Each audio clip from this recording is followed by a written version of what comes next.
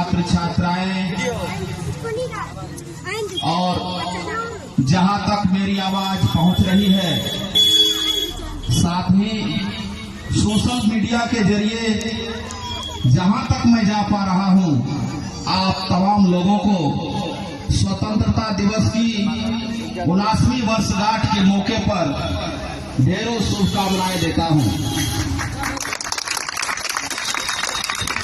बंधुओं, आज का यह पवित्र दिन काफी मेहनत, काफी संघर्ष, त्याग और बलिदान के बाद हम लोगों को देखने को मिल रहा है। इस स्वतंत्रता को अर्जित करने के लिए न जाने कितने लोगों ने अपने प्राणों की आहुति दी है। बंधुओं, हमें आज के दिन अपने कर्तव्य पर आगे बढ़ने का भी शपथ लेने का दिन है। इस देश में जितने भी बड़े बड़े क्रांतिकारी हुए, उन्होंने जो सपना देखा था, उस सपना को साकार करने का दायित्व भी हिंदुस्तान के नौजवानों और यहाँ के व्यक्तियों के ऊपर है।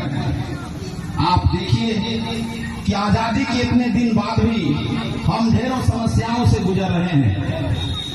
जहाँ झांसी की रानी ने अंग्रेजी हुकूमत के खिलाफ तलवार खींच ली थी, आज उसी झांसी की रानी की बिरादर यानी महिलाएं कई समस्याओं से जकड़ी हुई है।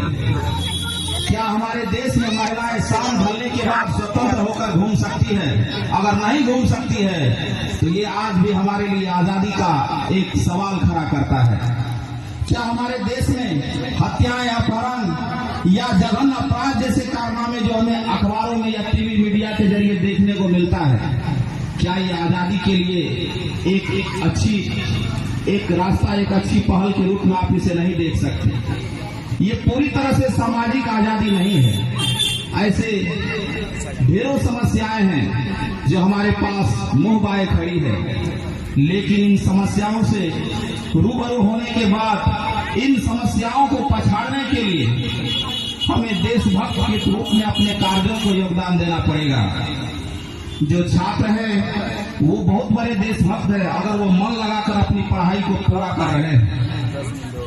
कोई व्यापारी शिद्दत से अपना व्यापार कर रहा है तो वह भी इस देश का देशभक्त है। अगर कोई व्यक्ति मेहनत मजदूरी कर, कोई किसान खेतों में अनाज मेहनत से पैदा कर रहा है तो वो किसान भी इस देश का देशभक्त है। जो व्यक्ति जिस काम में लगा हुआ है, उस काम को मेहनत से करने के बाद वो स्वतः देशभक्ति के दायरे में आता है। कर्तव्य ही आपको महान बनाता है।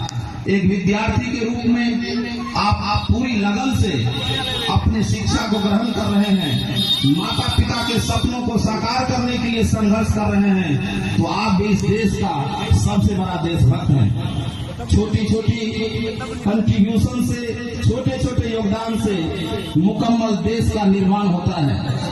आप तमाम लोगों को मैं ढेरों शुभकामनाएं देता हूं कि आप इसी तरह आगे बढ़ें, संघर्ष करें और अपने माता पिता के सपनों को साकार करें।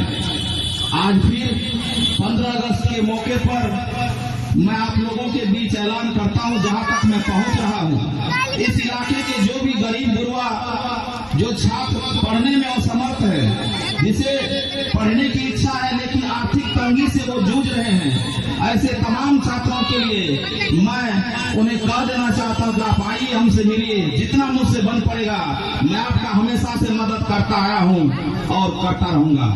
इन्हीं चंद शब्दों के साथ आप लोगों को ढेर बधाई।